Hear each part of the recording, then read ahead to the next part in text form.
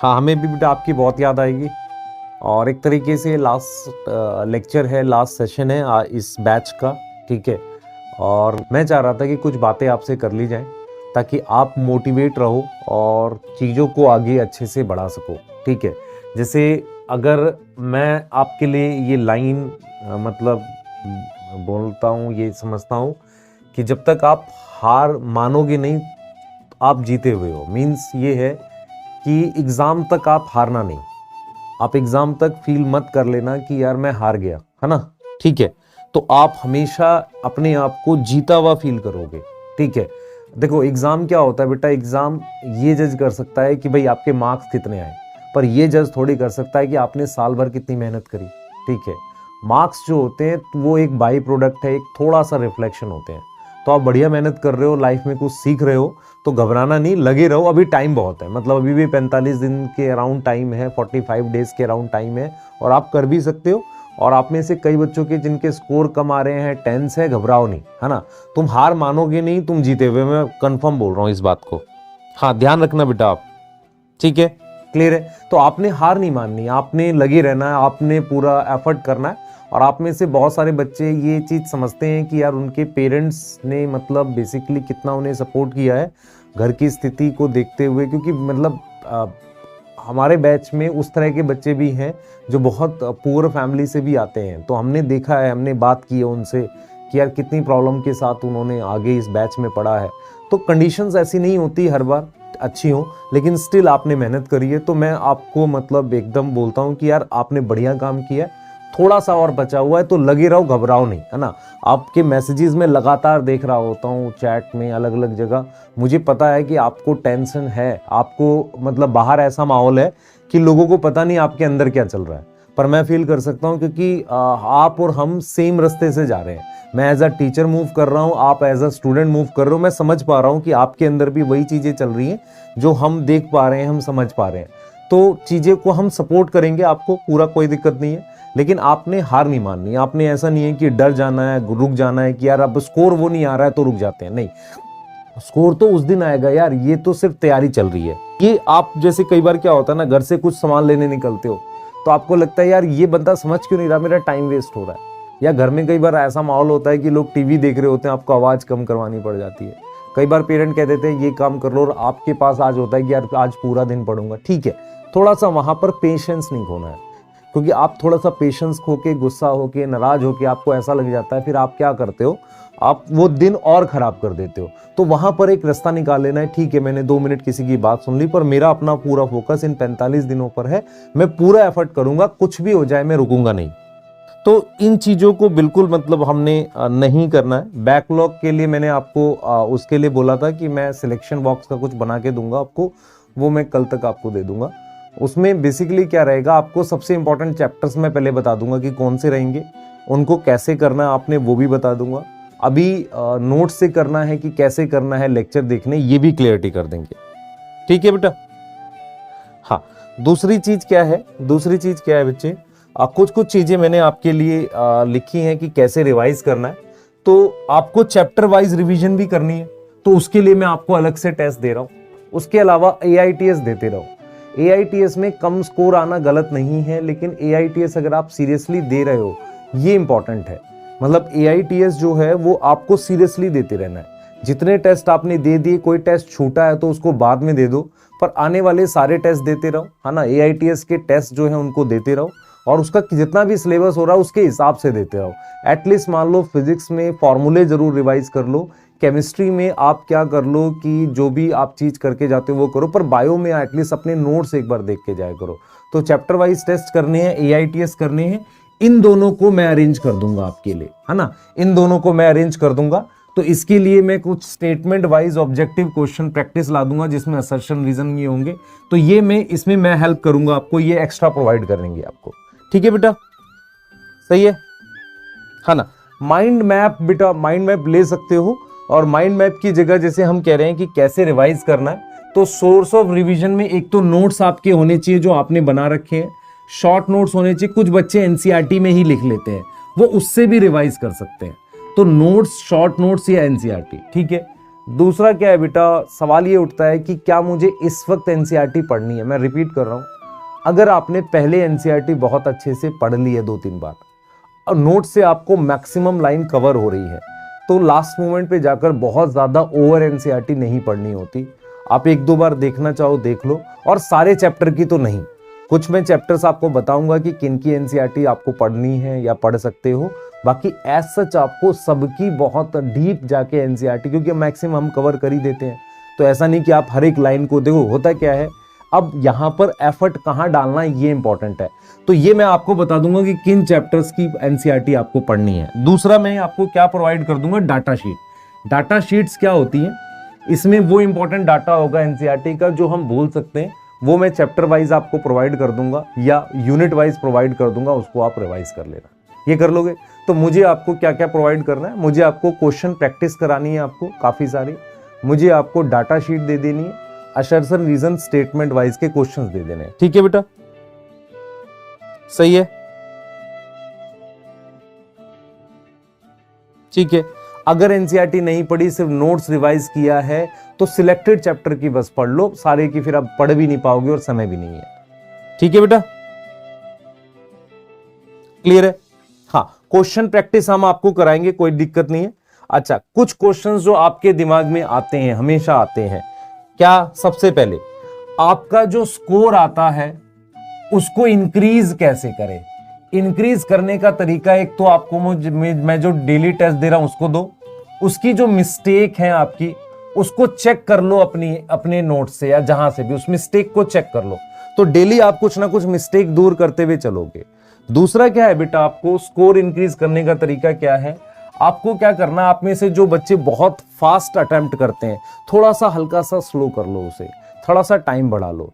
तीसरा, आपको जो, क्योंकि सिली मिस्टेक जो कहते हो ना, आपने पढ़ा नहीं है ना सही से, तो इस वजह से हो सकता है, तो कहीं ना कहीं हम आपको टेस्ट दे रहे होंगे, उसके जो भी कमियां हैं, आपके वीक टॉपिक हैं, उनको चेक करते हुए चलो। आपको खुद आइडेंटिफाई करने पड़ेंगे वीक टॉपिक अपने, है ना, उनसे हो जाएगा। उसके अलावा मैं आपको साथ के साथ, जैसे मैंने याद करो LTR दिया था लास्ट टाइम रिवीजन, वैसे ही मैं आपको जरूर बता दूंगा कि आपके वीक टॉपिक कहां पर है ना, वो मैं आपको बता दूंगा। क्लियर है बेटा। तो चैप्टर वाइज टेस्ट आपको प्रोवाइड कर रहे हैं, करते रहेंगे, ठीक है। आपकी मिस्टेक्स आपको अपनी डेली चेक कर लेनी है, वो करनी है।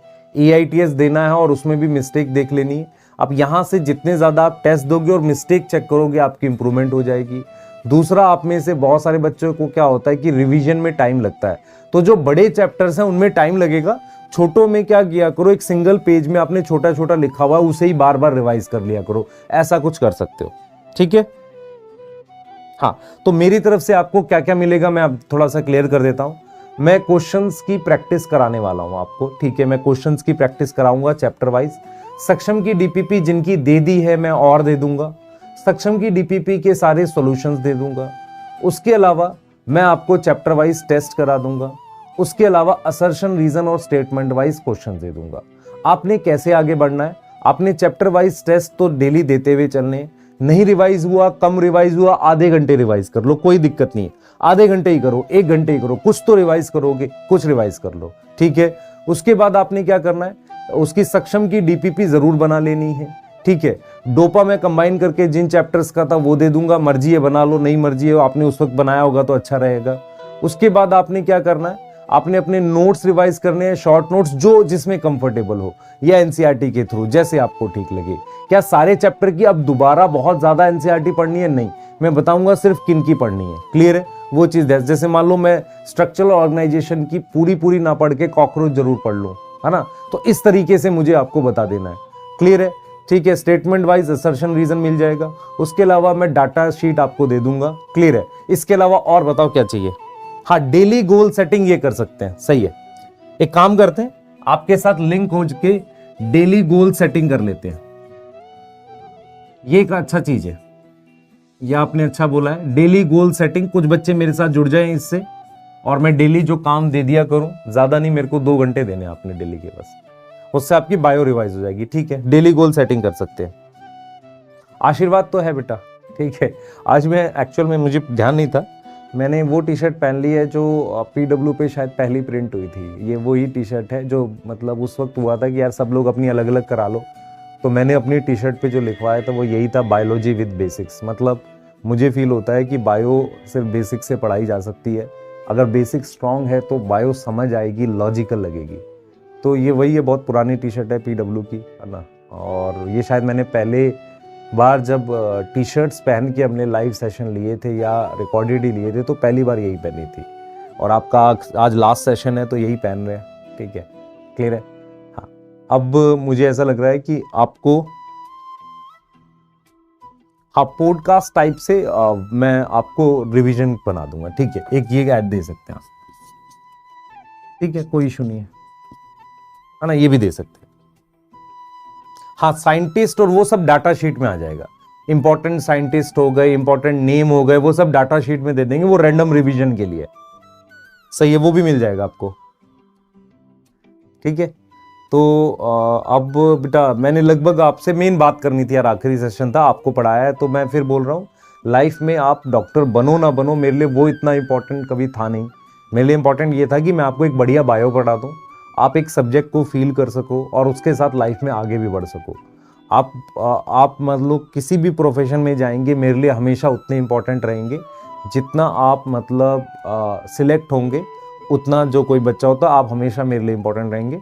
और सभी बच्चे मेहनत करें, ठीक है, वो कर भी रहे हैं और आपकी मेहनत दिख रही है और वो आपको सिलेक्ट करवाएगी, ठीक है। तो हमेशा आप समझे अभी दिन है, टाइम है, पूरा एफर्ट लगा दो, हार नहीं मानना, ठीक है, हम आपके साथ हैं, क्लियर है। बेटा बैकलॉग के लिए क्या करना है, आपको चैप्टर्स देख लेना है। अगर माइक्रोब्स इन ह्यूमन वेलफेयर का बैकलॉग है, उसका लेक्चर नहीं देखना, उसको नोट से करना है।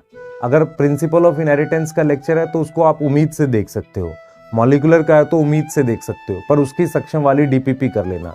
अब मान लो मैंने प्रिंसिपल ऑफ इनहेरिटेंस का लेक्चर उम्मीद से देख लिया, तो कौन से वाला पार्ट आपका मेन लेक्चर से देखना है, जैसे मान लो पेडिग्री शायद उम्मीद से ना हो आपसे, ठीक है, वो वाला पार्ट देख लेना।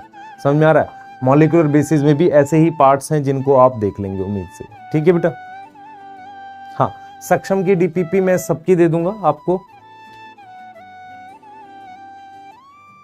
ठीक है, सक्षम की DPP मैं सबकी दे दूंगा आपको, उसके सॉल्यूशन दे दूंगा, मैं एक्स्ट्रा क्वेश्चन प्रैक्टिस करा दूंगा, स्टेटमेंट वाइज क्वेश्चन दे दूंगा, असर्शन रीजन दे दूंगा। मैं ये जो 45 दिन है आपसे ज़्यादा आपके साथ मिलकर बराबर मेहनत करेंगे और आपको सेलेक्ट करवाएंगे, ठीक है बेटा। और ठीक है, बस यही बोलना था आपसे, मेन था मिलना था, लास्ट टाइम था तो मिलना ज़रूरी था, आपसे बात करनी ज़रूरी थी। आप बच्चे बहुत मतलब मेहनत करते हैं, बहुत सपोर्ट करते हैं टीचर्स को, ठीक है। और मतलब मुझे हमेशा फील होता है जब बैच एंड होता है तो मुझे बड़ा इमोशनल फील होता है, और आज वैसे भी कुछ स्पेशल है तो मतलब मुझे फील होता ही है, ठीक है। तो मैं एक चीज़ बोलता हूँ बेटा कि हमने कभी ऐसा कुछ नहीं किया जो स्टूडेंट्स को मतलब ऐसा लगे कि नहीं यार सर ने हमें कोई टॉपिक कम पढ़ाया हो या जहाँ डेलिबरेटली कम पढ़ाया हो या कोई चीज़ें छोड़ दी हो, ऐसा शायद ही कभी किया हो, ठीक है। और मुझे मतलब वो डेज़ भी याद है जब PW पे जस्ट स्टार्ट किया था मैंने, है ना, तो सेल साइकिल बहुत डीपली पढ़ाया था, बच्चे काफ़ी खुश हुए थे, ठीक है। और एक टाइम था मैंने हिंदी मीडियम भी पढ़ाया था, मैं आपको बता नहीं सकता, मैंने हिंदी मीडियम के बैचेस भी पढ़ाए थे और उसमें मैंने प्लांट किंगडम में कैसे पढ़ाया था, मतलब मैं कम से कम 8-9 घंटे खुद पढ़ा था हिंदी में। इंग्लिश में तो मुझे याद है ना सारा कहाँ क्या लिखा है।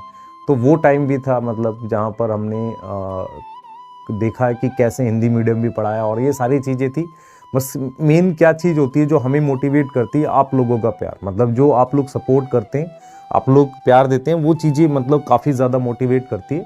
और बच्चे ही हैं जो सबको मतलब आगे बढ़ा सकते हैं, मतलब हम जैसे लोगों को जो मान लो उतना शायद मेहनत नहीं करते, लेकिन आपका जो से लगता है ना कि आप जो बोलते हो कि सर ये मिल जाए, ये चीज़ें हैं, अगर ये हो जाता तो अब ये सपोर्ट हो जाता, तो ये चीज़ें हम लोग को सही फील होता है कि ठीक है करते हैं। क्योंकि इन सब के बाद जब आप फाइनली सिलेक्ट होगे, क्योंकि बच्चे आके मिले हमसे ना, तो हमें वो चीज़ है कि यार उनकी आइज़ में हम देख पाते हैं वो रिस्पेक्ट, वो रिगार्ड, तो हमें लगता है कि हाँ ठीक है हमने जो किया वो वर्थ है ना।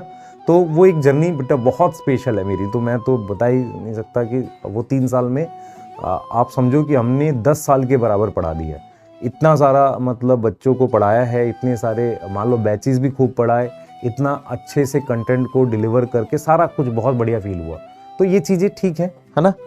और मतलब हम फिज़िकली भी काफ़ी बच्चों से मिले आप में से, ऐसा नहीं, और काफ़ी बच्चे मतलब रोए भी आके, तो वो सिर्फ क्या था, एक रिस्पेक्ट, एक प्यार देख के मतलब अपने को बहुत ऐसा लगता है यार मज़ा आ गया, लाइफ में कुछ किया है ना। तो यही सारे रिस्पेक्ट है, प्यार है बच्चों का, ठीक है। तो अब मैं सिर्फ इतना बोलूँगा आपसे, प्लीज़ मेहनत करो एग्ज़ाम तक, ठीक है। हम आपके साथ हैं, हमेशा बने रहेंगे, टेंशन नहीं लेना, पूरे एफर्ट करो, ठीक है। हाँ, पूरा एफर्ट करो बेटा, चाहे आपको कुछ भी होगा हम सपोर्ट करेंगे, ठीक है। क्लियर है, सही है। और हमें उम्मीद है कि आप भी अपने सिलेक्शन के थ्रू ये दिखा दोगे कि हमने आपको बढ़िया पढ़ाया था, ये आप शो करोगे। और एक सही जवाब मतलब हर उस पर्सन को देना है आपने जिसने आपको उस काबिल शायद नहीं समझा, आप पढ़ के उसको आप सिलेक्ट होके अच्छा स्कोर करके वो जवाब दोगे, ठीक है। आपके मार्क्स अभी मेरे लिए कोई इंपॉर्टेंट नहीं है, आप सिलेक्ट हो जाओ, बहुत बढ़िया। किसी कारण से कुछ भी गड़बड़ होती है तो भी आप उतने इंपॉर्टेंट रहेंगे। तो इस बात के साथ, ठीक है, मैं एंड कर रहा हूँ सेशन, क्योंकि मैं इससे ज़्यादा मुझे लग नहीं रहा, मैं खामखा रो दूंगा, हाँ, है ना, ठीक है। हाँ, ठीक है बेटा, सही है, मिलते हैं।